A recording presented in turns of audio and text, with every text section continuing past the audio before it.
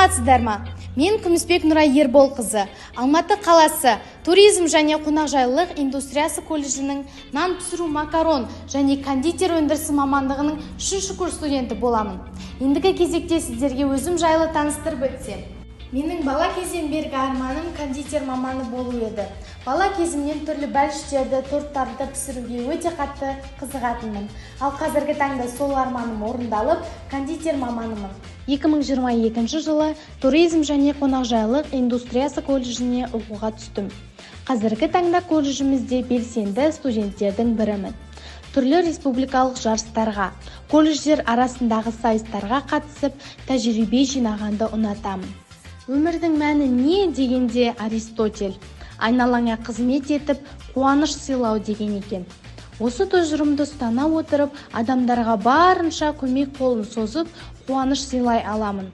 Жеке өмірде де, өз саламда да қызмет етіп, бақыт сыйлауға тырысамын. Ең алдымен білікті маман болу үшін өз ісіңе деген махаббат қажет. Махаббат бар жерде ізденіс, даму, жетістік бар. Қоғамдық өмірге де белсене атсалысамын. Аяла қорына барып, ерекше балаларға мастер-класстар өткіздім.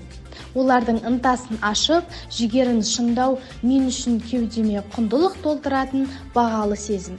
Қазіргі таңда Десертик кәсіпорнында кондитер маманы ретінде қызмет етудемін.